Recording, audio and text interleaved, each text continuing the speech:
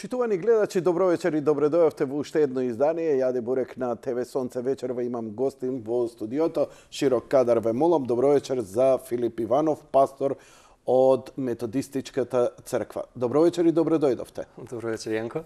Благодарам за поканата. Прв пат сте гостин во нашава емисија. Ви благодарам што се одзвавте.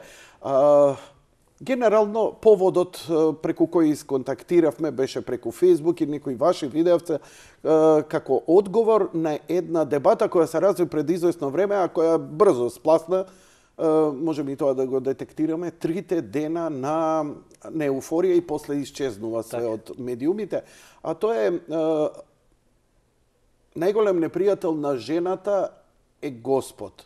Така. И реагиравте по тој повод, по таа една изјава која можеме да ја дебатираме, бидејќи е доста широка тема.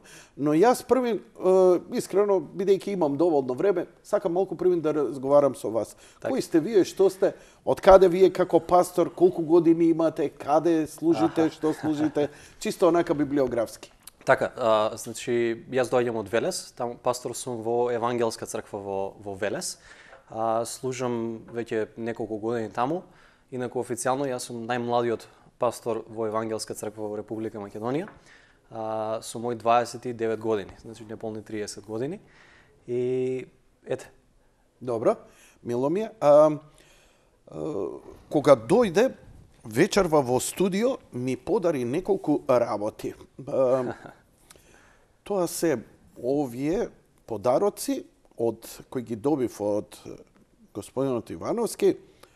Ова се ракотворби традиционални од Африка. Пред кажете ми за нив, пак е да поразговараме зошто од Африка и што правите вие во Африка. Така, значи тоа е една слика која е изработена со лисија од дрвото на банана и некои бележници кои се изработени од слама од кожа, бележници за во книга. Таму ги изработуваат деца, ги изработуваат возрастни и оттаму ги носиме тука со продажба на вакви и слични предмети. Тоа се ваши деца таму во црква? Да, не, тоа се деца од сиропиталиште. Значи таму како евангелски цркви во Македонија веќе од 2012 година наваму поддржуваме сиропиталиште. Сега во тоа сиропиталиште од Македонија поддржувате сиропиталиште во Африка. Да, колку можеме, како можеме, собираме доброволни прилози, продаваме нешто, измислуваме секакви начини само да можеме да подигнеме средства за тие деца. Во сиропиталиштето има 100 деца. Значи тоа функционира под исти кров, во иста зграда и сиропиталиште, и училиште, тука е и црквата.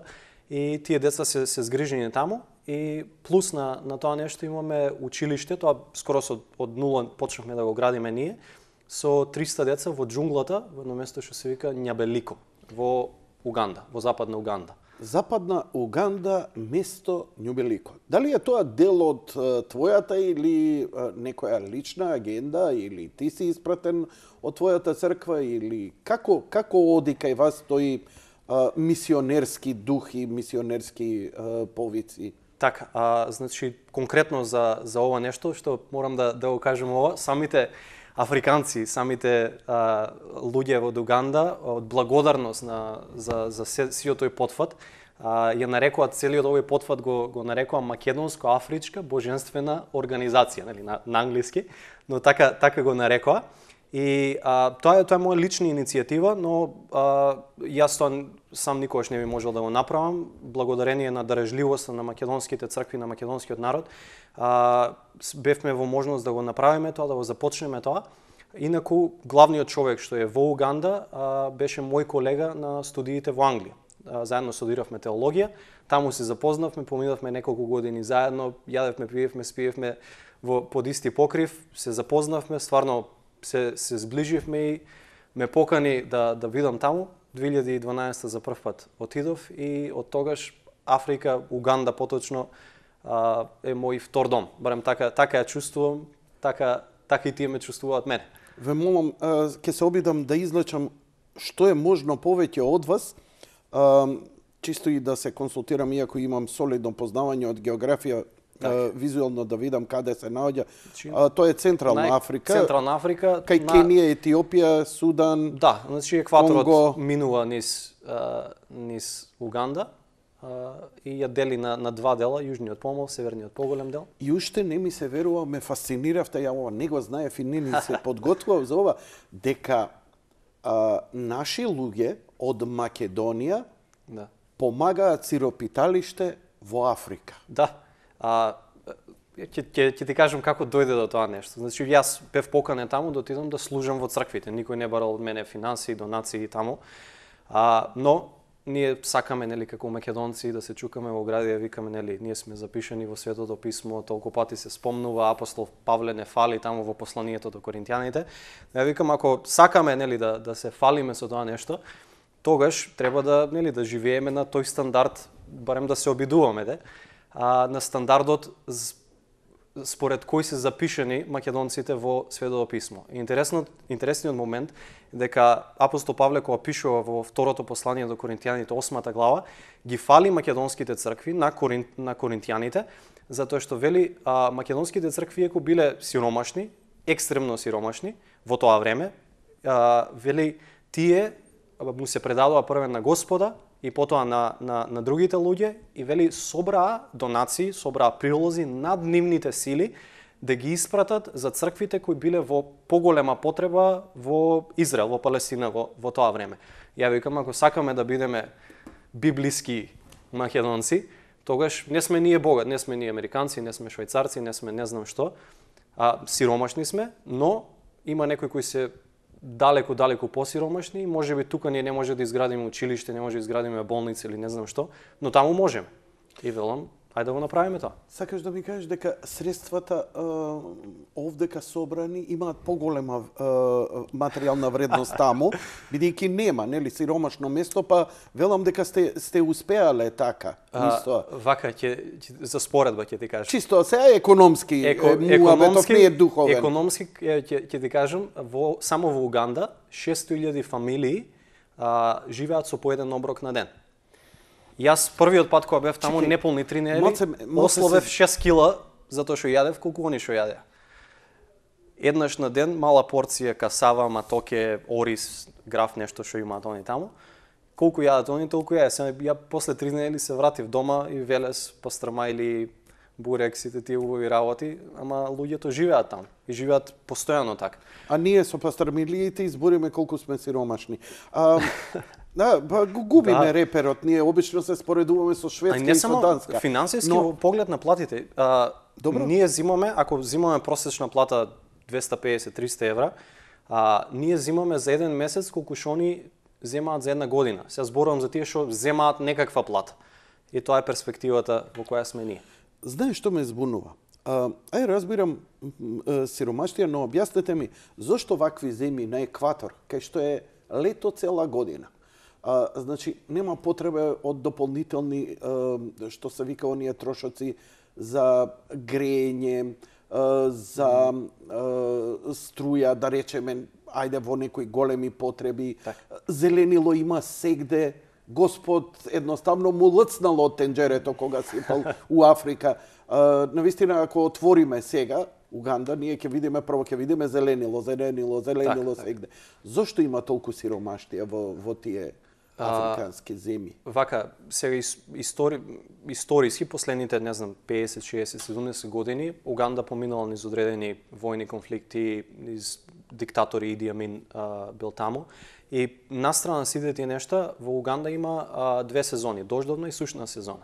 И сега проблемот е следниот. Ако сушната сезона продолжи месец дена или дождовната закасни месец дена, тие луѓе немаат систем за наводнување.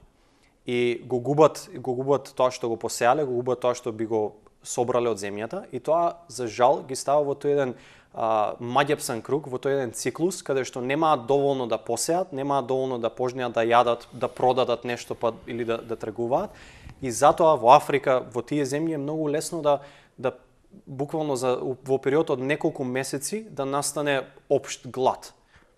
Затоа што немаат фолии, нема инфраструктура, нема вештачки начини на наводнување, на носење водата од место до место И тука е најголемиот проблем. Пред колку време започнавте вие овој ваш проект? 2012. Македонско-африканска Божествена организација. Па ќе кажам, тоа не беше моја идеја, тоа Они си го крстија, ние да си го знаеме, а луѓево ќе си гуглаат. И интересна работа, минатата година кога бев баш постира слика од таму, тие во среда џунгла во Уганда, покрај знамето на Уганда се веи македонско знаме. И тоа пак не сум го направил јас, туку тие од благодарност за тоа што знаат Македонија како е, што е, но знаате колкава жртва представува за луѓето кои донираат кон тоа нешто. Да, сега откако ќе бидеме Северна Македонија, ќе не мислат дека сме нордици. Малку шега политичка, нема да ве водам таму. Но интересна работа е, значи, уште еднаш, прецизно, колку години ова се случува? Значи од 2012 до од ден денешен. 2012. 7 години, скоро. 6,5 години поточно. Неверојатно, за пример и пофалба е, бидејќи обично, нели, многу лесно се напаѓа црквата, не помага, но не прави, не дава, но според моите сознанија нема христијанска црква која не помага, не дава оброк на сиромашниот, која не сум сретнал ни една, да кажам, било која конфесија христијанска, која не им помага, но не се фали. Во денешно време, кога не се фалиш, веднаш си на осуда, ти не правиш. И тоа е една трагедија. Еве, дури и јас сум неинформиран дека една ваква благородна работа од Македонија се случува за Африка. И искрено да ви кажам, еве, одлично име, ја да ви се заблагодарам, затоа што, како рековте, дури африканците, од благодарност, знаејќи каква ни е ситуацијата, ни знаат дека нашата помош многу повеќе вреди. Како беше кога Христос рекол, таа жената вика даде најмногу. Точно. Точно така. Интересно. И што велите покрај тоа што учат овие предмети, ги носите овдека, се продаваат овие предмети или таму ги продаваат како сувенири? Таму ги продаваат како сувенири. Јас од нив ги откупувам, ги носам тука и после за секоја донација се некој добива по нешто да има парче од Африка. Како мементо. Што е ова направено? Ова е рачно направено? Таа е рачна изработка, нели, позадината е некој вид на дрво, но од лиси од банана се. Ова е позадина дрво. Да, нешто како шперт плоча наше би дошло. Нешто он ги. Да, и лиси од банана ги лепат, ги бојат и така. А ова се листови од банана? Да. Прекрасно. Деца? Деца, возрастни заедно. Со децата и возрастните таму покрај образованието што се обезбедува, учат и по некој занаед. Некоја рачна изработка, нешто што кога ќе наполнат 18 години ќе заминат, ако не сакаат да продолжат да студираат, да учат, ќе имаат нешто што би можеле да работат со нивните раци и да вадат некоја пара за да можат да живеат. Ги купуваат ли кај нас овие? Колку чини ова цената на? Значи ја нема цена, не ставам цена, но велам за донација над 60 денари добивате бележник, за донација над, не знам, 100 денари добивате слика. Таква некоја работа. Иначе каде можат ова да го видат, да го набават луѓе, на пример, ако има фасцинантно? Иди ова е парче и ова е слама. Тоа е слама. Тие ја пресуваат сламата. Искрено не знам скроз како изгледа процесот, ама знам дека тоа е сламен. Ако се свежи донесени, може и да се помири. Не, навистина ме фасцинира. Ова е рака, ова е природно, овде нема хемикали, ова е врз некои основи на некои си стари способности кои ги развило човештвото. Сепак сите научни докази укажуваат дека таму негде почнало кога Господ како Танос обратно направил. Танос вака направил, вака направил. Ќе видиме што ќе се случи. Ќе видиме се у Endgame, едва и чекам. Глеј го Кептен Марвел. Ежење. Ја сакам поп култура. Океј, ми подаривте, евте, за Африка, како? Не, морам да ве потпрашам уште малку за Африка, фасцинантно ми е. Кажете ми, Дали сте вие единствениот македонец кој оди таму или има други, или ви доаѓаат и некои други да дојдат до таму и како е да се стигне до таму? Дали тоа чини многу? Од минатата година за прв пат дојде уште еден колега пастор тука од Македонија со мене и оваа година се враќа, што значи преживеа и добро и до добро таму е работата? Па во некои места да. И со одредени болести што си ги имаат таму екзотични. Не водата таму не сме човек заби, ние не смееме заби да се измиеме со водата што оние пијат. Што има секакви стомачни вируси, секакви болести, тифус. Со кои они веќе се во некаков еквилибриум, предпоставувам. Па и не баш, значи они ја пијат таа вода, ја користат таа вода, немаат таква реакција како нас, но од време на време тие ќе се здобијат со некоја таква болест и ќе мора да се лечат. Кој јас со охридската. Да. Тешко мене. Они се во некоја симбиотска фаза. Да. Не, го претпоставувам тоа. И како се снаоѓате тогаш? Дали сте вакцинирани? Како сте заштитени? Да. Значи пред да се оди таму има одредена листа на вакцини кои мора да се примат. Пред да се оди недела дена и 3 недели од кои ќе се вратиме, се пијат и апчиња за маларија. И така, се зборувам за болестите за кои има лек. Има некои, како е болата што беше, за кои нема сега за сега барем нема лек. И интересна анегдота беше што 2014 кога беше таа големата фама со еболата в светски рамки. Јас бев и во Конго и во Уганда, каде што таму всушност името ебола е по име на река во Конго, во Демократска република Конго. И јас се вратив тука, нели, здрав жив, фала му на Господ. Тек после неколку недели се дозна тука, па се ставија тие скенери, нели, на аеродромите за некој со ебола да не дојде. Ја викам, не дај Боже, јас сум закачал, ќе сум се вратил тука. Немало да знаат шо ми е и како ми. Имам помисли како Танос, може и не ќе беше лошо. Сакам да кажам... Се шалим. Ја не се шалам. Знаеш, премногу не гали Господ. Мислам дека сме премногу галени. Заслужено или не е мое да кажам, но очигледно ни треба малце нам некој снеп да не свести еве како ова вашево. Пардон. Колку кошта, не ми кажавте, колку кошта чини билет значи, до таму? најмногу кошта билетот да се стигне до таму, затоа што сепак не е блиско, како да сте отишле подалеку од Америка, така тоа кошта. Планета е. Да, тоа кошта околу 700 евра билетот. За престојот таму кошта многу малку, со 100-150 евра човек може да биде месец дена да истера таму. Храната е таа што е. Можеш ли да си купиш флаширана вода? Има ли производи? Да, на одредени места каде што има, нели, каде што е населено, каде што е малку поурбано. Сепак има цивилизација, така. Да. Значи во Кампала, во Форт Портал да отидеме поурбано, има во Облакодери, поурбано од Скопје може да биде. И сега отидете 5 километри надворот, мислам во радиус од 5 километри, ќе видите вистинска сиромаштија. А за во џунглата да не зборувам. Па Скопје да не е поразлично, мислам. Па да, и тука има вистина. Што сакавте нешто да ми кажете, некои анекдоти со идење, доаѓање, одење таму, нешто ви дојде на памет? Има таму, значи до таму со авиона, после веќе во Уганда има, нели, тие нивни начини на транспорт со тие минибуси што ги имаат нивните, кај што, нели, има 12 места, внатре има по 27-28 луѓе седнати.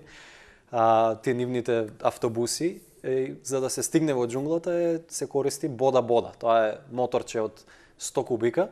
Тројца на моторчето седиме, плюс куферите, работите, играчки за деца, нешто што носиме и правец во џунглата. Не, знаеш како? Ме оставаш без текст, имам милион коментари, само си ги гучам коментарите, бидејќи ова е, како ми раскажувате, ја така мене филм ми се создава во главата и се надевам дека, ништо не се надевам, не знам стварно што... Ретко. Види, страф ми е, еве искрено да ти кажам. Да. Од една страна, додека говорите, ја се фасцинирам, од друга страна, ја сум во позни години каде што ја не знам дали сум во состојба пешки до Велес да отидам, не па да отидам до Уганда у блиндирано возило. Нема блиндирани возила. Се шегувам, ја така парафразирам. Да. Знаеш, премногу навика на цивилизација, конформизмот И убаво што вие како млад човек и човек од Македонија кој е научен и тежни исклучиво кон стандард плати и живот и начин, интернет, мобилни телефони, комфор, храна, пастрмајли, фастфуд и така натаму, да отидеш нешто кај што ќе се замислиш на секој чекор, што ќе правиш. Пирани нема таму, Амазонета, предпоставам други ризици се, змии, таму има шкорпии, нилски коњи и крокодили има. Змии имат, има бабуни, што исто се прилично опасни. Да. И така, друг животински свет само во резервати, за жал. Затоа што веќе се убиено од ловокраци, така да овие нешта може така да се видат слободно, а за другите нешта, лавови, жирафи, тие нешта ќе мора да плати човек дебело за да ги види, да прошета таму. Очигледно ќе биде подолг вечер во разговорот од планираното. Зошто ми ја подаривте оваа книга, издавачка куќа Метаноја, писма на душевадникот од К.С. Луис. Да, C.S. Луис, Клайв Стейпл Луис. Ја мислев еден друг Луис на телевизија што се појавува стендап комичарот. Знаеш на Луис? Да. Добро. Е еден од интелектуалните джинови на 20 век, собарава бил сметан за највлијателен писател на свое време. Тутор по англиска книжевност на Оксфорд. Кој е овој? Што е овој? C.S. Луис неговата животна приказна е вистинска боготражителна приказна за човек кој бил атеист и трагал по вистината, а секако бил филозоф, бил високо интелектуално обучен и критички да размислува и така да пристапува, да од атеист да стане агностик, деист и на крај да стане христијанин. И има серија на книги од него преведени на македонски од издавачката куќа Метаноја. И една од тие книги е баш писмата на душевадникот. И тоа посветена на Толкин. Да. Биле другарчиња. Ја реков он да не бил душевадникот. Не, и има таков стил на пишување да буквално сега конкретно за оваа книга е напишана во форма на писма во кои постариот демон му пишува на помладиот демон. Сега нели ова светот на Нарнија, на Lord of the Rings, значи во тој свет. Но отсликува една подлабока духовна реалност за тоа за сите искушенија кои доаѓаат во животот на христијанинот и како нели тој невидлив духовен свет се обидува да искушува, да влие и така натаму. И сега целата приказна е како постариот демон го обучува како помладиот демон да го искушува христијанинот, каде да го напаѓа, колку да го притиска, затоа што еден момент му вели, ако го притиснеш повеќе од што треба христијанинот, вика, ќе го приближиш до непријателот, така го нарекува Бог, така го нарекува Христос, вика ќе го приближиш до Бог. Затоа притискај го, ама не премногу за да го приближиш до Бога, доволно за да му досаѓаш и да тој стане малодушен. И самиот да се откаже од Бог. Многу интересна книга. Чудеси од каква духовна реалност и ќе читаш книгата, ја читаш и препознаеш работа, си кажеш, ова мене ми се случува секој ден. Ѓаволот, суетниот дух, не може да поднесе омаловажување. Томас Мор. Ова се два цитати овдека и од Лутер има еден. Најдобриот начин да се отараси ѓаволот, ако не се повлече пред текстовите на Светото писмо, и да му се подсмева и да се руга, зашто тој не може да се соочи со подбивање. Ова е добро во современото денеска, особено на социјални мрежи, ругање, подсмевање. А мене ми е многу, бидејќи ја некако сум, како да ви кажам, можеби најистурената јавна личност за ругање во држава последниве 20 години. И прилично добро не дека се носам, ама добро се носам, што овде сум тука. Така да ме заинтригира оваа книга и ова што го кажавте околу неа. Има повеќе книги од овој автор, така? Да. Исто, мислам, нема книга што не би ја препорачал од него, но посебно преведена пред, мислам дека минатата година беше, книгата се вика Христијанство. И тоа се серија говори што C.S. Луис ги држи на BBC радио за време на Втората светска војна, каде што луѓе се прашуваат каде е Бог во сето ова страдање, зошто ова ни се случува, луѓе загубиле своји блиски, дали како војници, дали во бомбардирањето на Лондон, на други места. и од него како христијанин, како теолог, како филозоф е побарано да даде одговор на тоа. Сега едно е, нели, тука да седиме да си дискутираме во убава атмосфера, ќе си отидеме дома во мир кај семејствата, а сосема друго е тоа да се дискутира и да се разговара кога бомби буквално паѓаат над главите, луѓе веќе загубиле семејства, загубиле деца, загубиле ближни, рушевини е наоколу. И тогаш христијанството, нели, не е само за не е моментот на традиционална побожност и некакво си номинално христијанство, туку тогаш или си или не си. Нема млакост во тие моменти. Или стварно застануваш на една страна и велиш нема шанси да има Бог, видиш што се случува, или застануваш на друга страна и велиш Бог е тука со нас. Фала ти Господи за се. И сите тие нешта. Додека вие говорите, мене ми се враќа некој флешбек. Гледав некој филм сега, скоро каде што во еден разговор, диалог се говори за подвигот на Јов.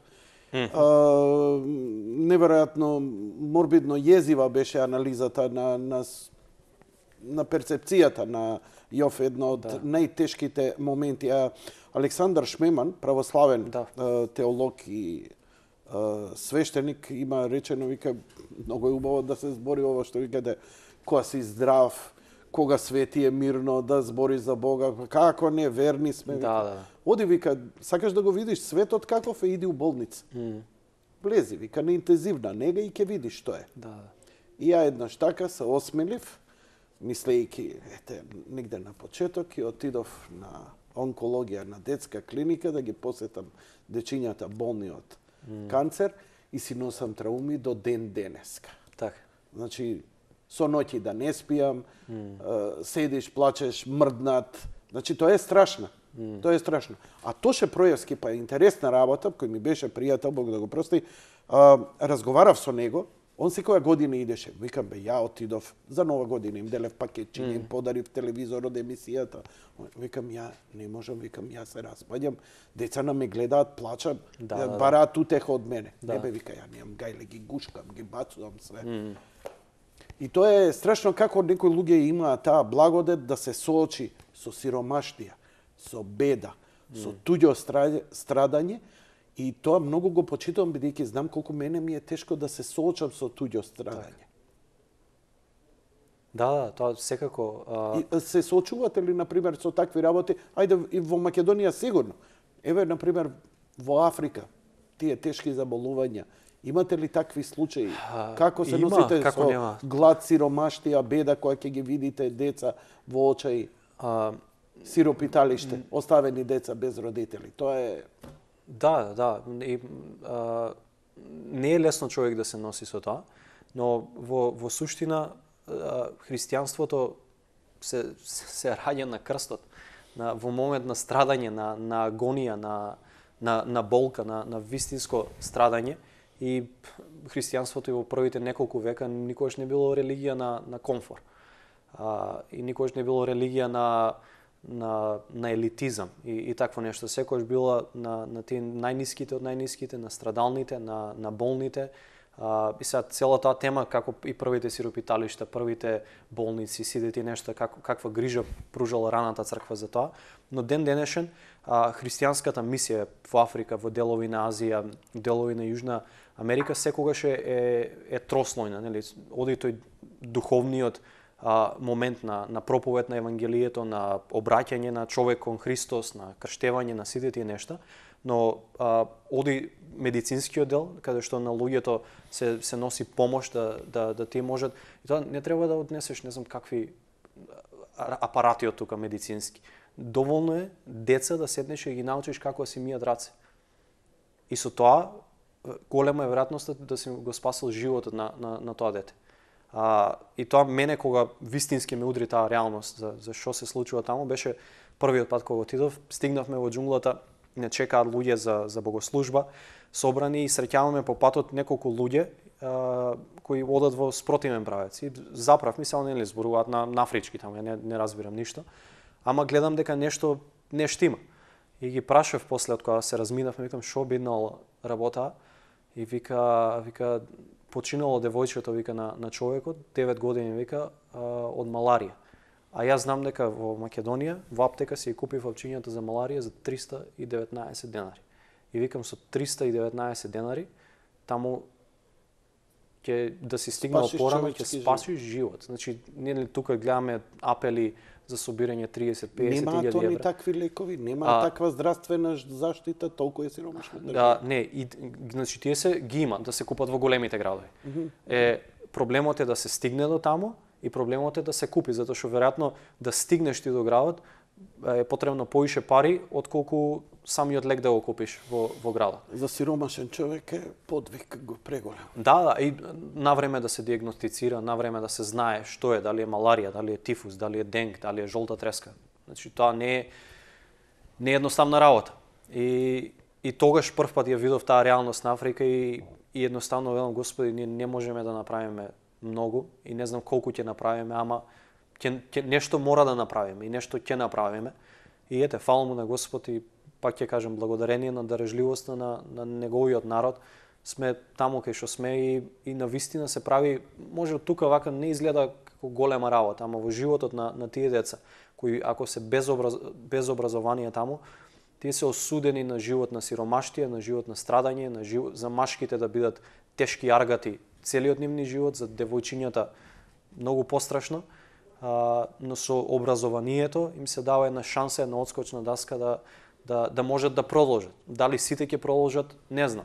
Но нашиот дел сме го направиле, сме им го дале тоа што сме можеле да им го дадеме и понатаму останува на нив и на Божјата милост. Така да кажете ми, како се однесуваат кон вас луѓето? Претпоставувам, ја носите вие, вашата одежда и ве препознаваат дека сте Божи човек. Така. Како се однесуваат они? Во различни делови на Африка е различно. Ние по дефиниција сме мазунгу. Мазунгу денеска значи белец. Порано кога дошле првите мисионери таму и затоа што талкале, не знаеле каде што да прават, мазунгу значи талкач. И денеска ние сме мазунгу, ние сме белци, талкачи, не знае кај си дошол тука си изгубил. А за многу луѓе во џунглата, за сите деца, јас бев првиот белец што тие било кога го имаат видено во животот. Значи нема струја, нема телевизија, нема интернет, значи они знаат дека има бел човек некаде таму. Ама вака да видат, дури на слика да видат на телевизија, никогаш не виделе. И дечињата, например, во џунглата се плашеа да се поздрават со мене.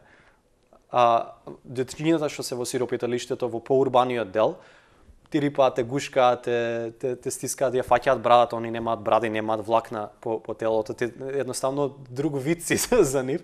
Интересен си. Додека оваму се плашат, си викаат ова, кузне шо боле сватил овој вака шо побелел. Значи, ја пружам рака, они се трга. Сега веќе после толку години се знаеме, си играме сите тие работи. Тоа е веќе личносен однос.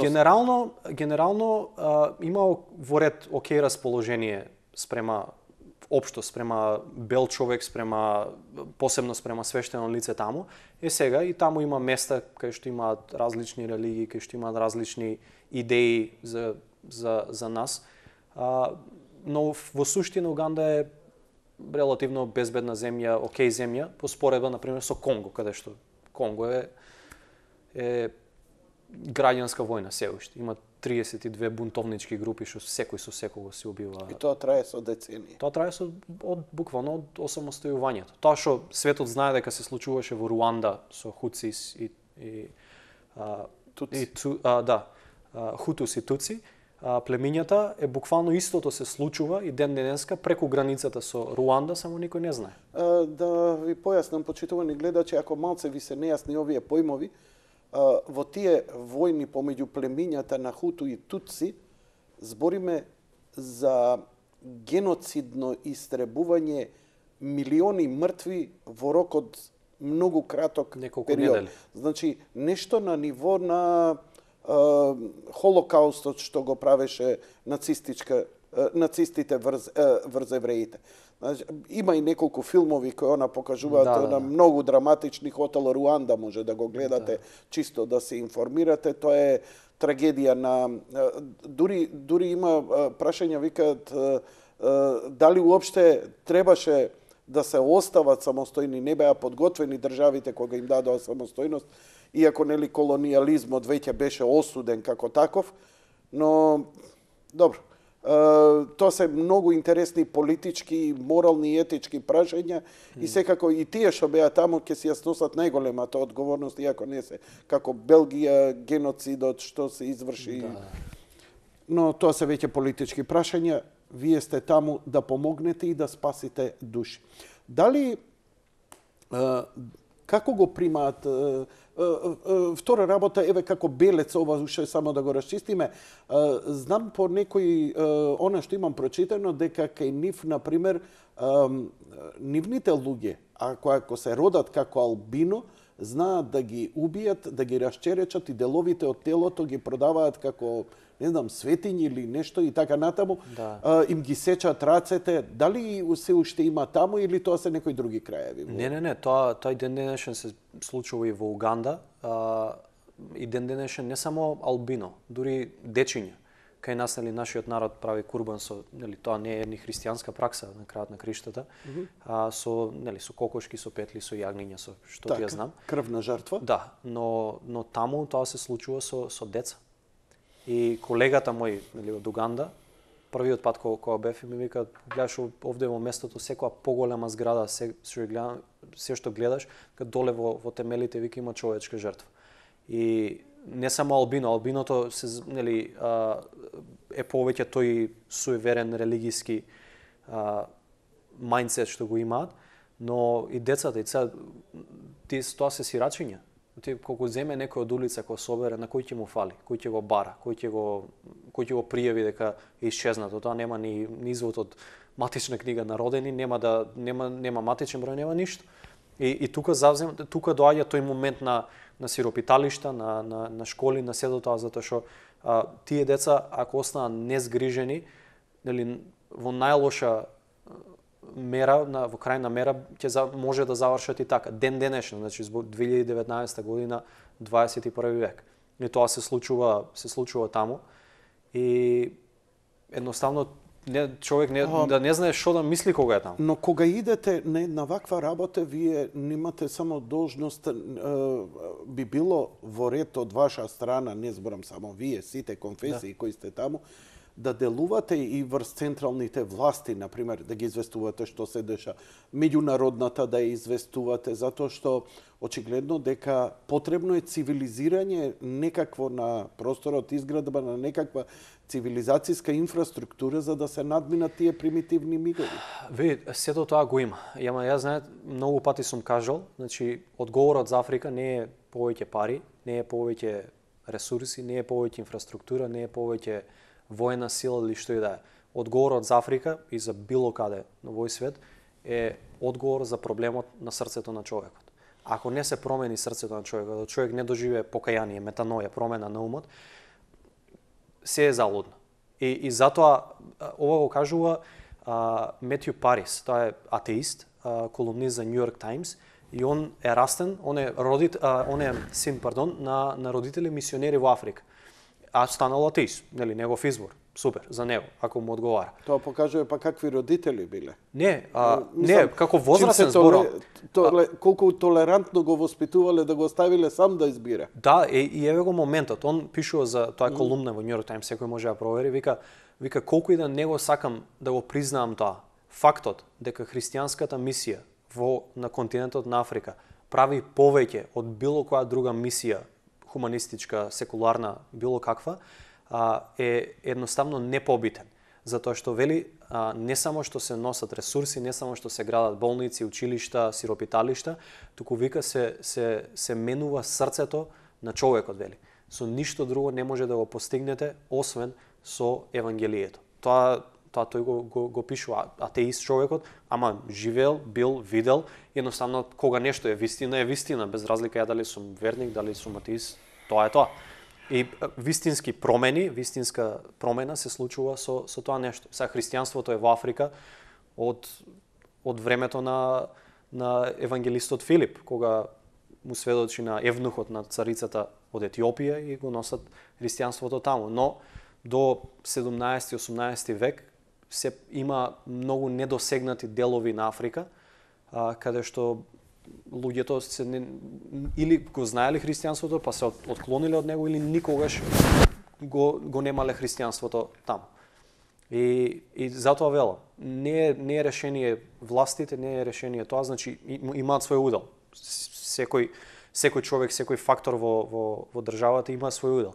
Но тоа нешто да се смени, жртвувањето на деца, злоупотребата на жени, да се сменат сите тие нешта, промена на срцето и на умот. А јас барем досега, освен Христос и силата на неговиот збор, не сум сретнал ништо такво.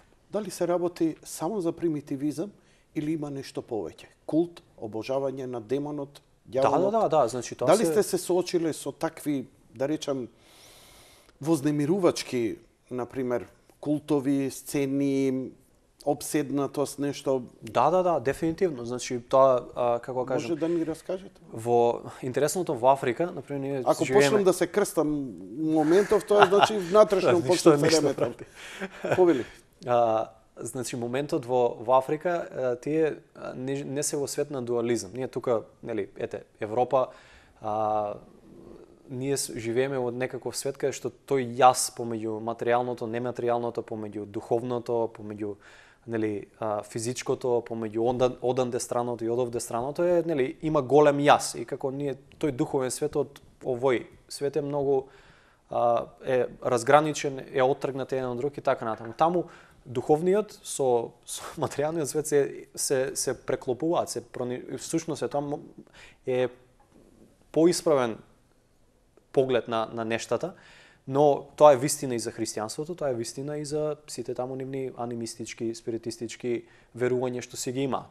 Така да покрај жртвувањето на деца има жртвување на животни, ги има тие врачарски моменти што ги прават и како последица на тоа многу луѓе имаат реални духовни проблеми за кои подоцна кога би дошле во црква ќе треба да примат молитва за ослободување, за исцеление, за тие нешта. Екзорцизам? Па да, популарно така би се нарекло. И до тоа бевте соочени и сведоци таму? Да, тоа во Македонија го има и во Македонија се случува, камоли таму каде што луѓето се постојано во тоа нешто. И има да трае богослужбата и за време на богослужбата, за време на молитвите или на химните, да не се манифестира такво нешто.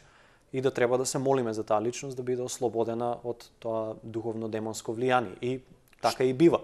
Многу ова елегантно го кажувате. Ве молам, слободно одвиткајте го целофанот и слободно говорете го онака како што сте го доживеале. Да, има моменти каде што буквално човекот ќе изгуби контрола над себе, значи не зборам за епилептичен напад.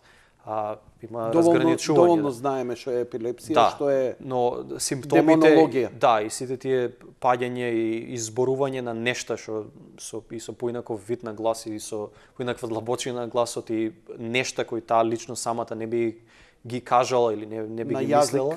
Да, на нивни јазик, на англиски, на како и да, не, на сосема познат јазик, сосема разбирливо, но нешта кои се богохулни, нешта кои се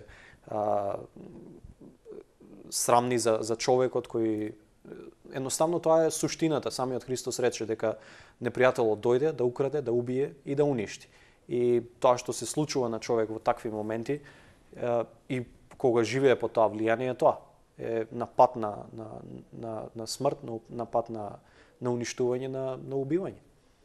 Така да тие се многу реални ситуации, но пак ќе кажам, не е само таа реалност таму.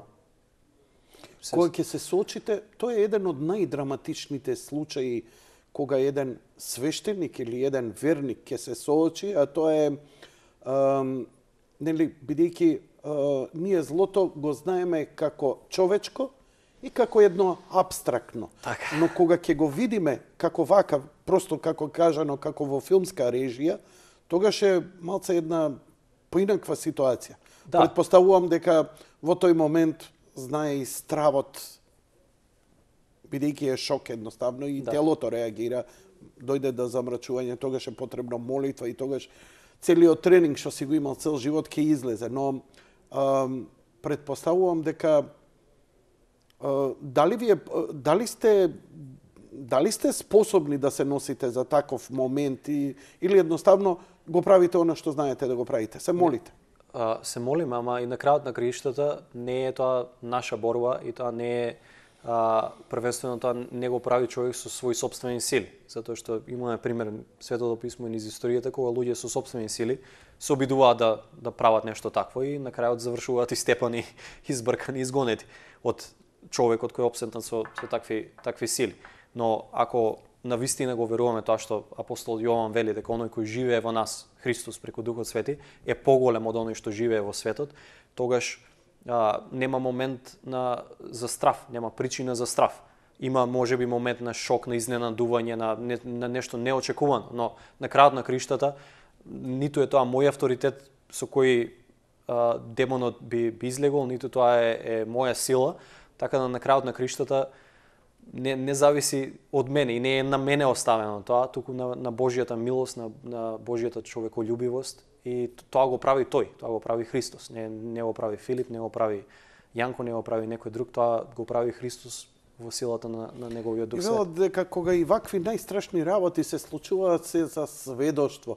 Дали доаѓа до отварање на духовните очи меѓу народот кога ќе видат вакви? Дали им стануваат јасни ситуациите, бидејќи предпоставувам дека се тоа многу шокантни. Не е баш како на филм, не е баш моментот како на филм. Да, не знам се кој филм го има гледано луѓе. Не е баш како Екзорцист. Да, Екзорцизмот на Емили Роуз беше. Ти тој си го гледал, гледа го ти првиот на Добро, да, и први. 73-та. Но не е таков момент. Тој Емили Роуз е Нема такви сцени, не е таков момент. Многу клетви добив, ја ти го препорачав пред околу 15 години овде на телевизија, лом ме направија. Да. Луѓе имаа проблем после тоа. Но дефинитивно луѓе стануваат посвесни за тоа. И можеби во Африка тоа не е случај. Мене првото такво искуство, првиот случај ми се случи во Италија, од сите места. Во Италија, каде што, нели, западна земја, цивилизирана земја, каде што сите се еманципирани. И првото такво духовно искуство го имав во Италија. Не во Африка, не во Индија, не вамо таму, во Италија. Така да тоа не е прашање на еманципираност, не е прашање на цивилизираност, на образование, на било какво интелектуално ниво и достигнување, туку едноставно духовно прашање, како и повеќето нешта. Океј, пошто не е како на филм, сте ги слушнали многу пати како демоните говорат. Што говорат? Покрај навредите, покрај оние ласцивности и вулгарности, праќаат ли некакви пораки? Искрено, тоа што јас благовремено сум бил поучен од мои духовни родители, било тоа дека не треба да човек обрнува внимание и да дава значење на тоа што ќе го каже. На било која демонска или таква активност, затоа што во тој момент не е тоа шоу, не е тоа видете сега што ќе се случува, туку се работи дека таа личност која е обседната на вистински страда и на таа личност е потребно вистинско ослободување. Свесна е личноста, памти? Не секогаш. Ама поентата е дека не се работи за шоу, што за жал знаат луѓе да го претворат во тоа нешто и да со тоа сакаат да привлечат внимание на себе си, на својата духовност, не знам на колку се тие, нели, на кој степен на духовноста се, но во суштина не се работи за никој друг во тој момент, освен за слободата, за исцелението на конкретно личноста што страда. На крајот на криштата и христијанството, суштината на христијанството е не се работи за мене, не се работи за тоа што јас го правам, туку се работи за личноста која е потребна помош, исцеление, спасение, што и да е. Така да нема простор за такви муавети, такви, не знам, маневрирање, ако може така да се каже. Фала за појаснувањето. Е интересно дека овие прашања никогаш не сум ги поставил. Еден куп свештеници, па дури имам и еден оџа ми беше гостин во емисија, но претежно за ова. Ја не знам и се извинувам, пасторе, што еве некако вас ви постави прашања кои се од областа на духовното и религиозното, но никогаш не сум и се извинувам поради тоа. Не, таман работа. Тоа се реални прашања, реални ситуации. Да, добро, интересно. Ќе поразговарам со еден тогаш, ако успеам да го вратам, еден владика во медиум кој на почетокот на својата кариера имаше едно такво искуство, ама од пусти страв викам, ти трајси боле не прошли. Добро, ги имате тука, отец Горан, отец Ивица биле тука во емисија. Да, ама никогаш не сум разговарал со нив за овие теми. Так, интересно. Так. Во секој случај, препораката е молитва, причест, да.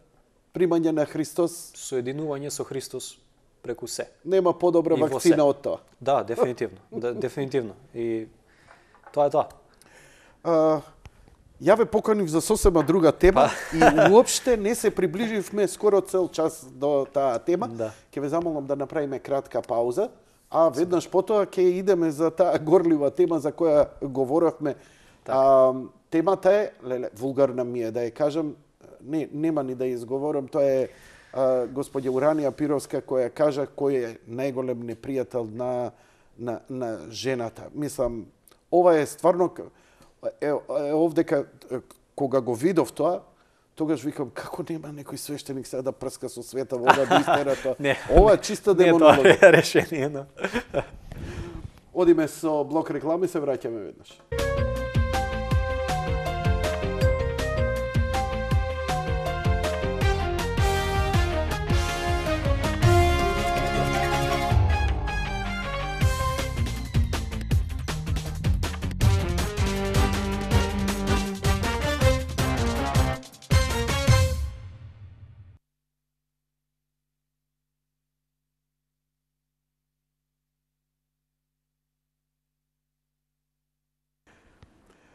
Уште еднаш добро вечер, почитувани гледачи. Веќе скоро цел час разговараме со пастор Филип, за кого го поканив да разговараме за конкретен повод, а останавме Африка, зборевме за Словото Божие, па дојдовме и до екзорцизми и тоа прилично фасцинантно како поп култура и јас извинувам поради тоа, бидејќи мислам дека изворедно одбегнавте мојата замка како човек лесно да паднам во онаа поп култура и со зборови продуховени и со Словото Божие, точно да ја погодиме суштината. Сепак да го заокружиме, не е наивна таа работа, не е само поп култура. Луѓето си прават бели не само со жртвување, не жртвуваме луѓе и можеби крвни жртви не принесуваме, ама бели си правиме со разноразни гледања, гатања и слични работи. Да, кај нас за жал тоа е во самата култура, во самото наследство, да луѓе, деца посебно се носат по тие гатачи, по бајачи, по такви луѓе кои самите велат дека имаат некаков Божји дар за помагање, за сите тие нешта, но всушност човекот тогаш свесно или несвесно отвара врата за тие нечисти демонски сили и затоа многу често после тоа истите тие луѓе кои наводно примиле помош за едно нешто добиваат 7 пати полошо нешто во нивниот живот. Значи тоа празноверие, суеверие која викаат, абе Мартинка не е страшно, гледање у шолја од забава, да, тие мајли, тие нешта, тие одење по гатачи, по бајачи, значи прво и основно луѓето кои го прават тоа, повеќето од нив го прават тоа некаков си мака. И значи тука јас не ги осудувам луѓето затоа што човек што е во мака ќе посегне по се и се што ќе му се нуди. Сега за жал кај нас луѓето не посегнуваат првен кон Христос, не посегнуваат кон Бога, кон Светото писмо, кон црква, кон духовни совети од православен свештеник, од пастор, од кој да е. Туку прво нешто посегнуваат, ми кажа има една жена што бае, има една жена што гата и така од комшиски муавети, од роднини, од пријатели ќе дојде до тоа нешто човек па и под притисок на своето семејство да го однесе детето на тоа нешто или самиот да отиде кај тие луѓе и отвара врата за тие нешта. И сега тука се развива цела таа патологија после духовна во животот на човекот и за жал луѓето доаѓаат во црква и бараат помош кај Христос, кај Бога, само кога ќе биде више крајната фаза, крајниот стадиум. Но сепак има помош, не е тоа ништо, но дека тие работи не се наивни и дека не се играчка, дефинитивно ниту се наивни, ниту се играчка, ниту се пак за забава. Иако делуваат, ама ја ништо сериозно, не е така. Абе, видите, некој на забава ако испие отров, ќе се отруе, без разлика што тоа го направил за забава. Отец. Значи, ефектите, последиците од тоа нешто, дали некој сака да ги прифати или не, се тие.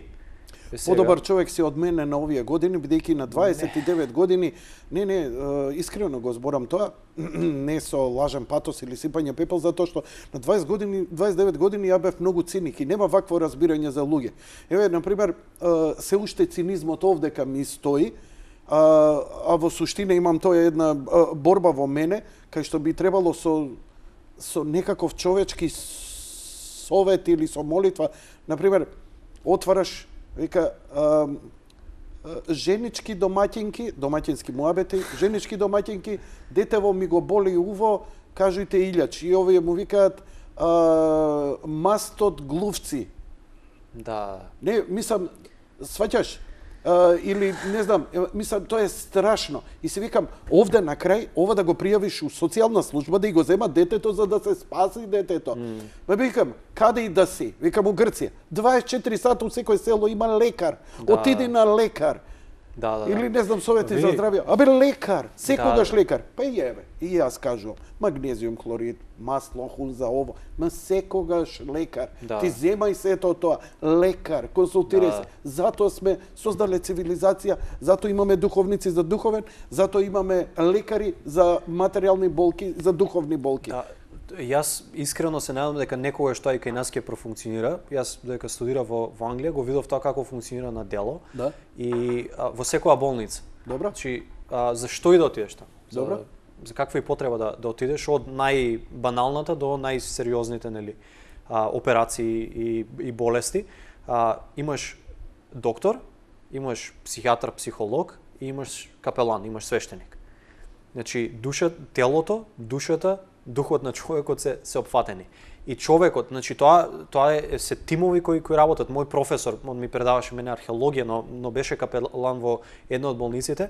Значи, човекот е од сите страни покриен. И сега, нели, тоа е А ние се потепавме овдека да им забраниме на свештените лица да влегуваат во болници. Епа тука е тој момент. Ни оџа, ни свештеник, ни ништо. Да се отргнала црквата од... Видете, Англија е секуларна земја. Значи Англија по сите параметри повеќе може да е денеска може да е повеќе атеистичка отколку христијанска по некои параметри, не по сите. Но поентата е дека тие увиделе дека човек наоѓа некоја сила во молитвата, дека наоѓа сила во верата и тие го дозволија тоа затоа што дури докторите кои може да бидат атеисти виделе дека тоа помага во истата заложба што има и хирургот, што има и свештеникот. Како и денешниве млади лекари наши што се повеќе се свесни исто. Да, значи тоа помага во целокупното исцеление на човекот. Така да се надевам дека тоа некогаш ќе дојде и ќе профункционира кај нас, но ете, како систем во Европа, во Америка, тоа функционира секаде и нема конфликт помеѓу докторот и свештеникот. Затоа што ниту свештеникот работата да биде во операционна сала и да работи на човекот, ниту пак е местото на хирургот да зборува за духовни теми, освен ако не е истовремено и теолог и обратно. Затоа поентата ние страдаме од тоа нешто затоа што се гледаме еден со друг како закана, дека јас сум закана за докторот е закана за мене како свештеник. А всушност би требало да бидеме комплементарни, ако веќе и тој се заколнал, а јас сум дал завет кога ме ракополагале дека мојата служба е за слава на Бога првенствено, но за здравје и за спасение, за исцеление на целокупниот човек. Така да добре дојде на сета медицина, на сета наука, на се што е за добробит на човекот. А од друга страна треба и да бидат интелектуално искрени докторите, медицинските лица, дека и духовноста игра многу клучна улога во заздравувањето на човекот, така ќе го кажам. Во сите тие постоперативни стресови, трауми, при загуба на ближен, при неочекувана болест, сите тие нешто, значи едноставно медицината е до одредена граница, духовноста продолжува и подлабоко и подалеку од каде што, е медицината. Така да се надевам еден ден кај нас ќе го видиме тоа. И како дојдовме ние до тоа да разговараме за абортусот, што е тема која не е разрешена, мислам дека нема општество кај што е комплетно затворена. Таа е некако решена, но се уште има многу дебати на таа тема, велам и во најдемократските, најразвиените општества врз кои се повикуваме, нели? Во земји каде што нема повисоки права за жената, па сепак има ваква, се уште има овие дебати, и ние дојдовме до еден миг каде што повторно во една таа дебата се искажа една многу вулгарна реченица, која е, ја вака сега после подолно време, искрено, не, мислам дека е повеќе од незнаење и неписменост, онаа цивилизацијска, бидејќи се сеќам еден стар комуниста која ме воспитуваше и ми викаше: ќе го прочиташ Достоевски, ама ќе ја прочиташ и Библијата. Викам, зошто Библијата? Уште како клинец вика. Затоа што треба да ја знаеш од општа култура. Да. Утре треба да знаеш, утре нешто ќе се сретне со цитати, со се. Така и со ова. Господи прости и не знаеш озбори. Но, дали Господ тоа одекна многу силно во општеството, многу силно, и тоа од една институција која кај нас неправедно, но е прогласена за една од повлијателните, Комитет за заштита на човекови права, од еден бивши кој не постои, ние го задржавме името, дека Господ е најголем непријател на жената. Така. И вие дадовте еден одговор. Да, јас и нешто напишав, после тоа го снимив видеото, но во суштина мојата видео и тоа излагање не беше одговор на самата изјава, туку поконкретно беше одговор на законот за абортус кој денеска веќе го изгласале. Менувањето на законот за абортус. Значи, абортусот во Македонија дозволен уште од време на социјализмот. Ја не сум бил ни роден тогаш, но ете, сега се либерализира правото на абортус. И знаеш која е суштината тука? Суштината е дека ние живееме во општество, живееме во век каде што се се врти околу правата. Правата на тој, правата на таа заедница, правата на тој род, на тој пол и така натаму, но забораваме дека едно општество, како што има кажа професор, едно општество не се гради врз права, туку се гради врз одговорности. И тука доаѓа моментот кога тие две нешта ќе се судрат. И тие две нешта ќе дојдат во судир.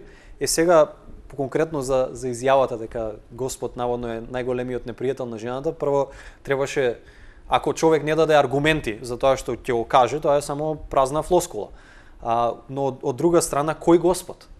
Дали тоа е монотеистичкиот Господ? Ако е монотеистичкиот, чекај, на кој? На христијаните, на муслиманите, на евреите. Понатаму, да можеби некој политеистички Господ, па тука да имаме проблеме со можеби со некои богови од Индија. Или пак за некој нетеистички светоглед, каде што нема личен Господ. Така да тоа беше толку генерална изјава, а и од друга страна што е во што се состои непријателството на Господ, или можеби она ги стави свештениците, нели, како во улога на Божји слуги, дека тие се противниците на жената и затоа не би требало ли црквите како институции, не знам, значи не да објасни. Но поентата тука е, ние како свештени лица, ние бевме дискриминирани. Ако веќе, нели, целиот мовет е кој денеска е дискриминиран, кој не му се дадени правата, ние бевме дискриминирани како граѓани на оваа држава, с кои ги имаме истите одговорности спрема оваа држава во секој поглед. Ние бевме дискриминирани зашто не бевме ние таму. И сега муаветот е дека само жени имаат право да зборуваат за тоа, но тоа е пак погрешна премиса, нема смисла за тоа, затоа што се абортираат и машки бебиња, мора секој бебе да има биолошки татко, што значи не зависи, мислам не е тука само прашање на изборот на жената, а исто така генерално зарем нема секој право да каже што мисли во едно демократско општество. Ја не велам дека мора да се прифати. Ја го почитувам тоа дека црквата или црквите или било која институција религиозна е одвоена од државата и така треба да остане. Но зошто да се скрати правото на некој да каже тоа што го мисли? Ја не викам дека некој мора да го прифати тоа што ќе го кажам. Некој не мора да се согласи, не мора да се заколне над Библијата дека ќе ја почитува и ќе исполнува тоа што е пишано таму, нема ништо од тоа.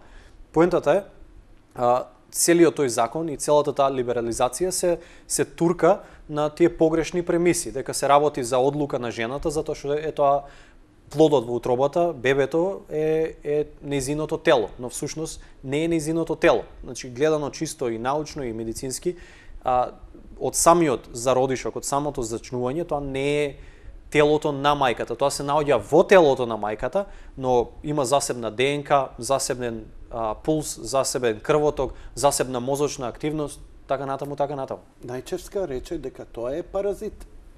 Тоа е паразит. Да, Најчевска тоа го изјави. Е сега вака, има Ти качив притисок. Не, тоа е повторно, тоа е толку, како да кажам, празна. Луѓето кои во оваа дебата, ете, како нив и различни министри или што и да е, се повикуваат чисто на медицина и на наука и као, ете, сега ние немаме право како религиозни личности, како свештени лица да кажеме нешто затоа што не сме медицински доктори, не сме научници, не знам, не сме во некоја си таква организација за човекови права.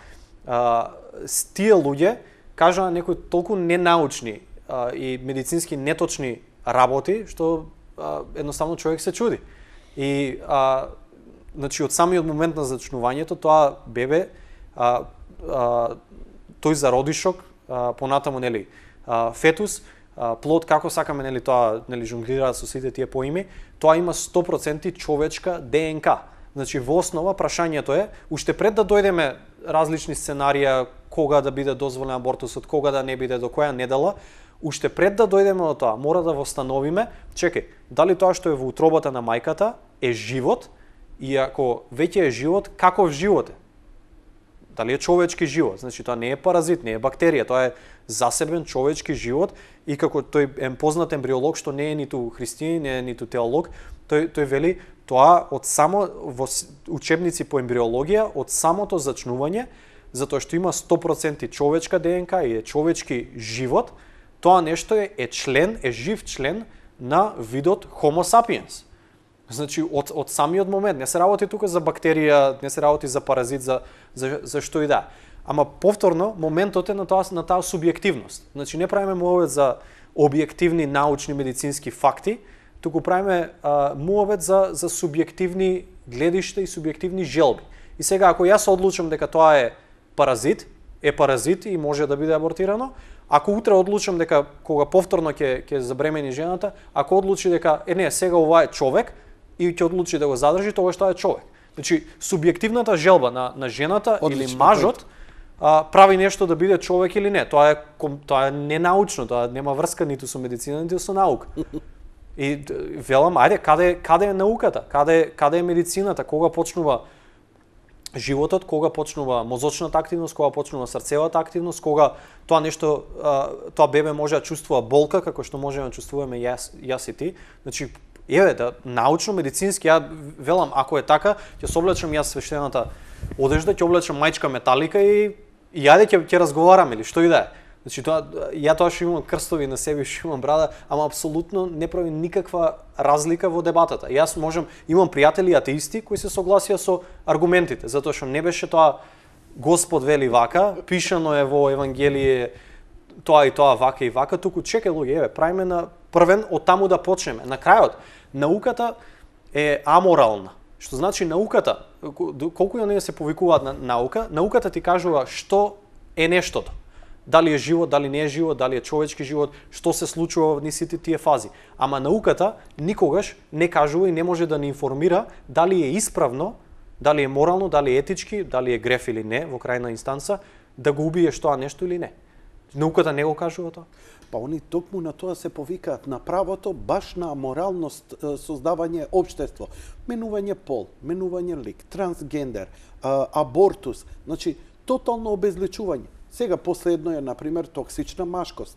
нели, машкото кога и приоѓа на девојка, сето тоа било токсично. Да. Но ако облечеш тикли и се издепилира, тогаш си модерен момак. За похвала. Значи, тоа се они го сметат дека е тоа прогрес и напуштање на тие некои стари. Еве, например, со драгите пријатели од Cineplex, викам, зошто капетанка Марвел? Па викат да ги напуштиме тие гендер овакво. родови, а добро викам, ако добие у Endgame повисок чин и стане генерал, како ќе ја речеме после генералка? Смешно, нели? Се договараме некои работи кои треба да функционираат, а не се обидуваат, ми се чини дека некако на сила да се наметнат некои позиции. Спремни ли сте со одговори на овие современи предизвици? Пазете, нивната аргументација е страшна, поддржана е од многу високи кругови. Но, пак ќе кажам,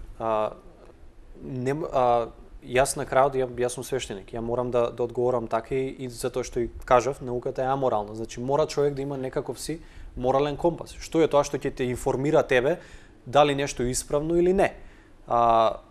И дали и колку тоа нешто ќе биде објективно, колку тоа нешто ќе биде субјективно, ќе биде пристрасно. И тука доаѓа моментот на таму. Ја викам, ајде да се договориме за основите.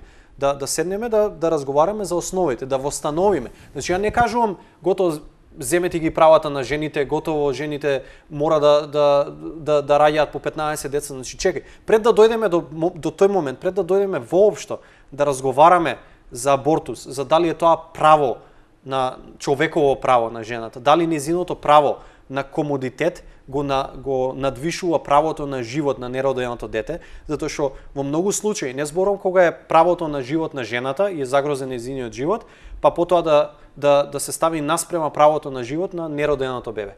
Туку последно они обично се фаќаат за тие крајни ситуации. Ако бил низиниот живот во опасна ситуација, ако било се силувано или ако не сакала да има бременост. И тоа се крајни сосема различни категории. Ама и не се секојдневни категории. Да, моментот, значи, ние имаме тука една предност во Македонија. Добро. Во поглед на сите овие прашања, знаеш која е таа предност? Предноста да видиш што допрва доаѓа, затоа што тоа нешто веќе се случува во Америка. Сега во Америка има некој како добра работа, има еден повратен бран, каде што некои држави, нели сојузни држави укинуваат и го скратуваат времето на кога е дозволен абортус и така нешто, значи они веќе се освестуваат, а ние допрва паѓаме на тие флоскули на тие. Откако почна бела смрт и нив да ги коси, претпоставувам. Не само за тоа, туку доаѓа по ова прашање. Науката и медицината не можат да не бидат сојузник на она што јас го тврдам дека е човек. Науката и медицината со верата? Да, дефинитивно, затоа што јас велам, во поглед на сите други прашања, колку е стара земјата, како е создаден човекот, еволуција, што и да, и може да дебатираме, да споредуваме, па дали тоа ќе го толкуваме буквално, алегорично, што и да е. Ама во поглед на прашањето на абортусот, еве, нека ми каже некој, ја поставив прашање во видеото. Океј, ако не е живот и ако не е човек, што е? Кога тоа нешто, и мене ми одговорија од Хера, што ви одговорија? Ми одговорија дека според некоја си конвенција, според некој се повика на некоја инстанца, што е надвор од контекст, но како и да е, дека човековото право на живот се стекнува со раѓањето. Што значи, веќе не се работи тука за 12-та недела, па сега ќе ја продолжиме до 22-та гестацијска недела, туку се работи за тоа дека тоа бебе со целосно оформено, со мозочна активност, со своји соништа, што чувствува болка како што јас се чувствувам сега. Не човек додека не излезе од утробата. До моментот на раѓањето нема право на живот. Значи, правото на избор на жената, според нив, и веројатно во таа насока и ќе одиме, правото на избор на жената ќе биде до моментот на самото раѓање. И зошто викам ние имаме предност? Тоа во Америка денеска се случува. Се случува до тој момент дека детето, додека е во каналот на мајката, додека излегува, тоа се уште може да биде абортирано. И за жал, за некои тие late term abortions, за абортуси во доцната фаза, дури бебиња, кога ќе се родат, тие, ако мајката го роди бебето по неуспешен абортус, значи, нели, вбризгале инекција за да умре бебето, не умрело бебето, и се раѓа живо. Во некои сојузни држави се остава бебето да умре. И сега има во Охајо, во некои места беше баш преска, за тоа читав, дека успеале некако да ги вразумат, да дојдат до тоа да речат луѓе, бебето е родено, бебето е живо. Зошто ова се случува? Зошто? Дали нели ние сега пазете, вие имате борба со последици. Јас знам дека е тоа нели убаво го кажавте, промената на умот и на срцето, но има конкретно. Еден мој пријател на ниједна страна вика, мене ова се ми личи, вика, ако ги споредам моите другарки, вика, што правеа низ животот, века, за да си ги оправдаат своите страсти. Да може да се изначука, да легне со било кого сака, после 2-3 месеца ако се покае и затрудни, па да го овакво. Значи, се работи за еден личен избор. И сега тој личен избор, вика, мене ми личи малце перверзен, вика, бидејќи не е личен избор за нешто возвишено, туку за нешто страсти, за оправдување на страстите. Така. Тука е тој мовет за права и за одговорност. Дека точно имаш ти право, ама имаш и одговорност која доаѓа со тоа право или со таа привилегија. Ја не знам ова дали е така, ова само го нафрлам. Во Македонија, за жал, од искуство и од контакти со луѓе кои работат, со жени кои се соочуваат со непланирана бременост, со спонтани абортуси или после со советување на жени кои веќе извршиле абортус, во најголемиот дел од случаевите тука во Македонија не се работи, се уште барем, не е дојден моментот да, не знам, жена абортира затоа што забременила, а сакала да оди на одмор, па ќе поремети планови. Или сега имаше има и вакви работи. Можеби, но во најголем дел од случаевите, и тука викам јас, кај се борците за правата на жените? Жената сака да го задржи бебето, во најголем број од случаевите. Но притисокот на општествениот притисокот на некои очекувања за некаква, за што треба жената да постигне и направи, или во многу случаи мажот е тој кој одлучува таа да абортира, без разлика дали се венчан или не. И значи тој партнер. Значи ја велам, мажот и наредува да го ја присилува на тоа нешто, што значи на крајот не е само нејзиниот избор, тука е и неговиот, што за жал тој избор е насочен погрешно и е насочен кон абортус, наместо да ја поддржи жената. И знаете, целото ова движење што е проабортус, нели, они се тврдат дека се за правата на жените.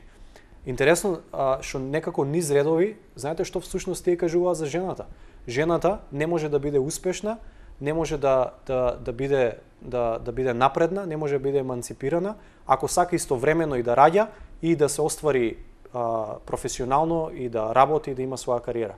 А додека движењето на другата страна вели жената може да раѓа и ја смета како доволно силна, доволно достоинствена да се носи и со бремето на мајчинството и со бремето на професијата или на образованието, на што и да е, нели, низината ориентација понатаму во животот.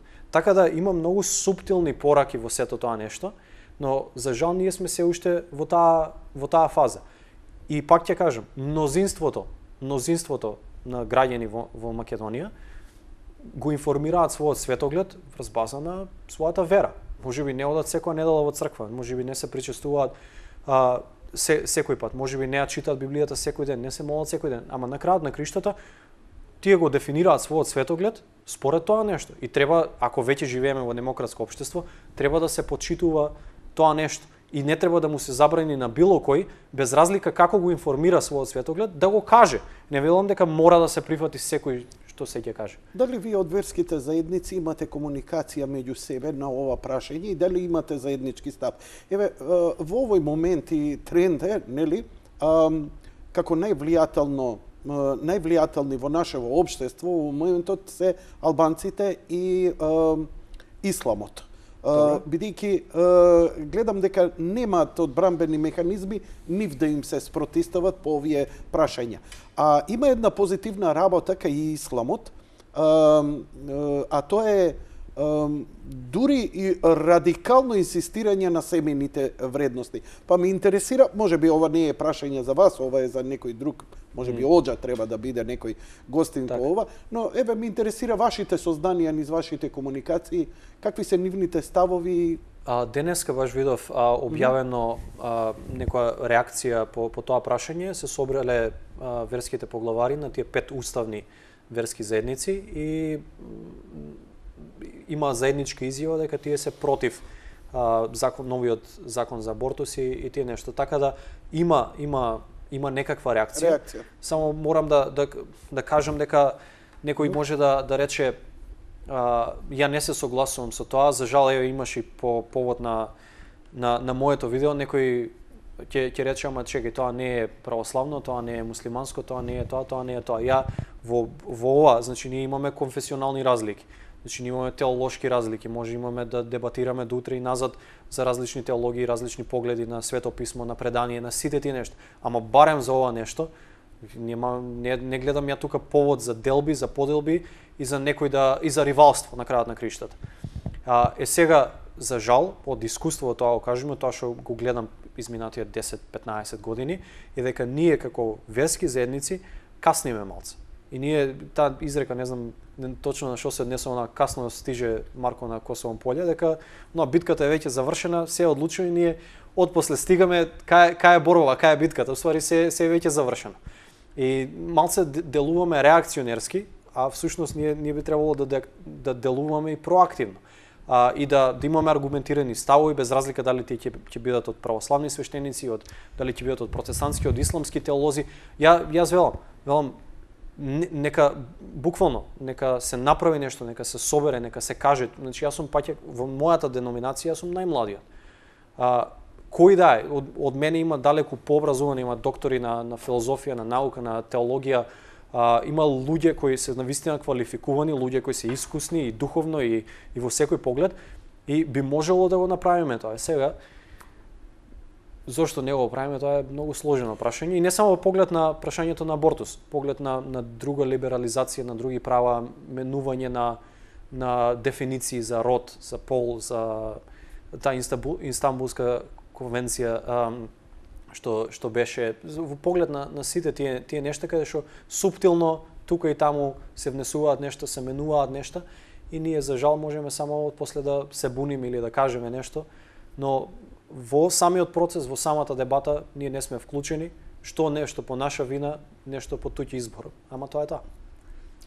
Како рече, науката е не аморална.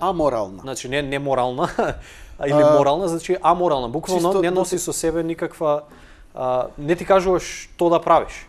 Имав еден лекар овдека кој учествуваше на првата операција на менување на пол на една личност од машка во женска. Так. И многу детално медицински го опишуваше целиот тој процес, како идело од психолошки до физички, колку операции, како операции, до хормонални терапии, додека не се создало жена. Но интересна работа. Викам, значи, он е жена? Не. Не. Не вика. Он може да се нарекува жена. Но во класификација, која ќе влезе во безсознание во болница, која ќе биде запишан, вика, во овакво, која ќе биде закопан, он останува, неговата ДНК не е променета. Тоа е биолошки маж, тоа е биолошки. Значи, тука е многу интересно и од овдека ќе произлегуваат некои работи, но ајде да исперцепираме сега во целава работа, мислам дека се искажавте добро околу прашањево за абортусот. Да, јас само ја те прашувам, некој да ми објасни, било која организација, било кое министерство, кога нештото станува човек. И барем да знаеме, да бидеме на чисто, кога плодот, фетусот, бебето во утробата ќе ги добие правата што јас ги имам или што било кој друг ги има. Да знаеме да ја повлечеме линијата и да кажеме окей, ај сега да видиме врз основа на што ја повлековме оваа линија, затоа што пак таа линија е повторно арбитрарна. Некој одлучил да ја повлече таму. А ништо магично не се случува у последната минута од 21 недела и сега минута подоцна, 22-та, готово веќе тоа нешто е бебе, не сме да се абортира. Така да јас викам, ајде да отвориме дебата, ајде да отвориме дискусија, без разлика кој од каде доаѓа и од која позадина со кој светоглед е, на крајот на криштата, јас сум секој да се искаже, секој да каже, и на крајот на криштата луѓето, јас ги сметам за доволно интелигентни, за доволно свесни да си донесат своји заклучоци.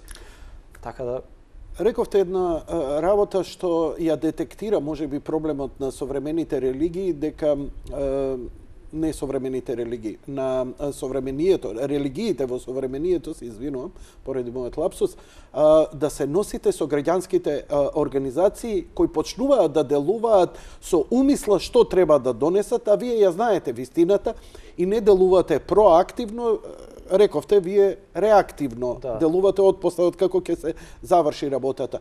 Но велам, невозможно е една црква 3 пати у годината, како еве, например, не знам, црквата беше прозивана по прашање за неменување на македонскиот јазик.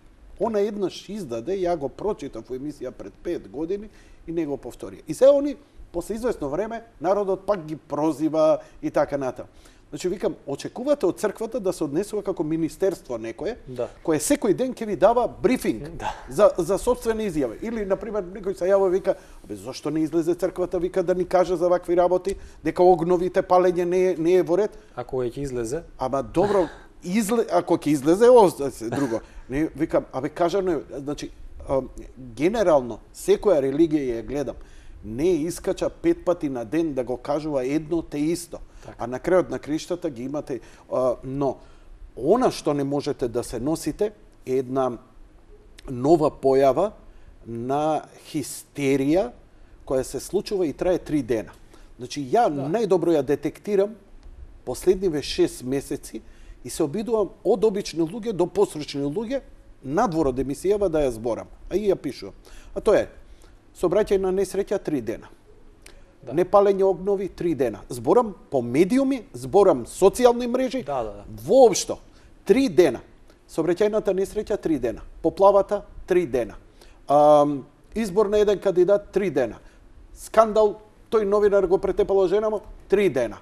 Јанко изел бурек во емисија 3 дена. Се е буквално 3 дена. Секој чудо за 3 дена. Знаете што ми рекоа, мене што ме фасцинираше во целиот разговор со еден политичар. Но вика, ова ти е жив доказ дека медиумите се контролираат. Бидејќи вика, ако постои нешто суштинско, тоа не запира. Низ моето 20 годишно, например, чувствував, например, кога ќе отворевме тема Евровизија, таа траеше и по недела дена, и по 10 дена, луѓето дебатира. Имаше посуштински теми, 3 дена. Исчезнувањето на луѓе, органи, 3 дена. Викам, зар не е ова му... Каснато куче, убиен човек, кучиња го изеле девојката што се удави, ја нападнале 3 дена. Ова се суштински проблеми, ова не е завршено.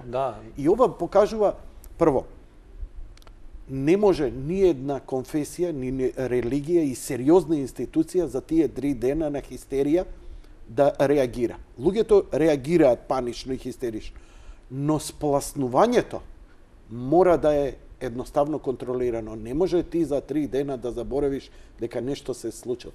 Дали ги перцепирате овие проблеми? Тоа не се работи само за некои вести, за некои настани што се случуваат изненадно или спорадично. Тоа се случува буквално со вниманието на човекот секој ден. Значи, ние сме толку преплавени со информации, ние сме толку преплавени со вести од секаде од светот, вклучувајќи и тука, што буквално ја се прашувам дали човек има капацитет да задржи нешто во умот, како информација или како предмет на размислување, подолго и не од 3 дена, од ден. Затоа што утре савајле ќе се разбуди, ќе отвориш социјални мрежи, ќе спуштиш вести, веќе имаше нов наплив на... Така 3 дена се исклучителни ситуации, несреќи, околности, каде што се задржува вниманието барем 3 дена. За повеќето нешта не траат ни 24 часа.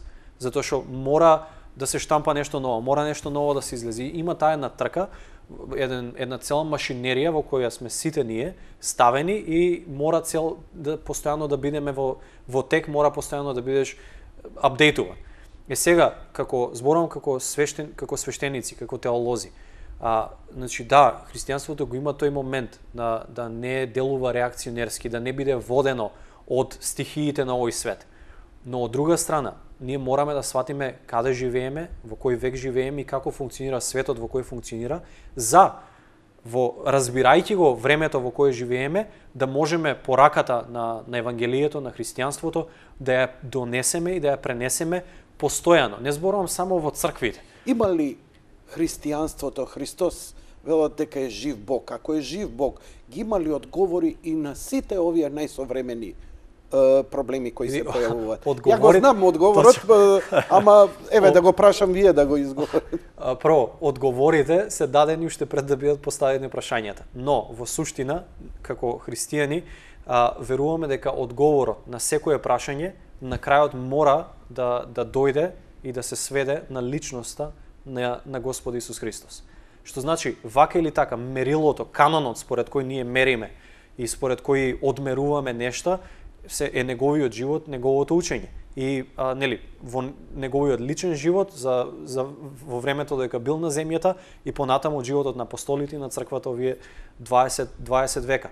Така да не е прашањето дали ние имаме одговори. Прашањето е дали ние ќе бидеме доволно спретни да ги дадеме одговорите и да изнајдеме начин да ги дадеме одговорите на разбрелив начин за современиот човек. А инаку одговорот и суштината на одговорот останува непроменет векови и векови. Така да вредноста на човекот дека е создаден според Божиот образ, според Божиот лик, тоа дека со гревот е обесчовечен човекот и дека во личноста и во делото на Христос тој повторно се вочовечува и се преобразува и се исцелува, значи тоа останува непроменето. Сега прашањето е како тоа ќе му комуницираме на некој во 21-виот век и како ќе го комуницираме тоа на некој тинеџер или тинеџерка која се соочува со такви проблеми и со такви прашања. Мајчка металик. Прашање на идентитет, прашање на род, прашање на ЛГБТ, прашање на абортус. Значи тоа се реални теми кои не треба сега ние да ги демонизираме тие теми и да речеме тие се со сатанистичка идеологија, сето тоа. Да, тоа е последица на падот на човекот, на гревот на човекот. Но ако ние ги сатанизираме и ја сатанизираме другата страна во било која дебата, ние во старт сме удриле секирата кај коренот за никогаш ние да не дојдеме до никакво разбирање, а камоли пак во некоја трансформација, преобразба на другата личност или на тој однос кој сме го воспоставиле. Велат дека на крај ќе те прашаат, тој брат ти, што го колнеше, што сменил пол, се молеше ли за него? Не. Го колнеше ли? Да. И зошто не е спасен? Нели си христијанин? Нели твојата должност е? И тоа се одговори на кои ние христијаните ќе треба да дадеме одговор. Да. Тој нели направил грев, страдал, пострадал и ни своето страдание можеби и ќе се спаси, не знаеме. Така? Да. Ама нашата одговорност, како ние сме постапиле спрема него, ако сме го, нели, стигматизирале, тогаш ќе треба сериозно добар одговор да кажеме со кое право ние така постапуваме. Точно, за жал во оваа дебата ети за абортусот и за сите тие нови нешта, во таа дебата обострано е тоа нешто, за жал ќе кажам, дека да се напаѓа личност. И дали некој бил свештеник, дали некој бил про ЛГБТ или што и да е. Не, чекај, зборуваме за аргументи. Значи, ad hominem е ако ја нападнам личноста, не дадам аргумент на неговиот аргумент. Значи, без разлика ја може да сум свештеник, може да сум атеист, без разлика јас кој сум, одговори ми на тоа што сум го кажал. И дали тоа и докажи дека тоа нешто не е вистина. А ти ако ме нападнеш, мене, не знам, попови, джипови, сите тие нели класични напади, ти не си одговорил на аргументот. И тука е проблемот. А од другата страна па има класично демонизирање на другите луѓе, и се губи било каква смисла. Поентата е дека тој човек, ја немам ништо против личност. Јас имам против нечија агенда, имам против нечија идеологија. Значи битката и борбата, самиот апостол Павле вели, не е против тело и крв. Значи ниту еден друг човек на оваа планета, ако јас сум во Христос и ако верувам дека Христос за сите подеднакво пострада и сите подеднакво ги искупи, тогаш не би требало јас да имам непријател. И не би требало во другиот човек да гледам непријател. Јас може крајно да не се согласувам со неговиот став, со неговиот светоглед, но тој човек никогаш не е мој непријател, никогаш не треба да биде предмет на омраза. Ако тврдиме дека сме христијани и го следиме оној што и кога го распнува, кога камшикува, не отвори уста, освен кога се молеше за нив. Така да, како христијани не сме оставени со многу простор за мрдање, по прашање на напаѓање, на омаловажување, на колнење, на сатанизирање на другата страна, иако ние може или во суштина скроз да бидеме различни по прашање на светоглед, по прашање на вера, на што и да е. Но ние мора да сакаме. Христос не ни остави Ништо друго.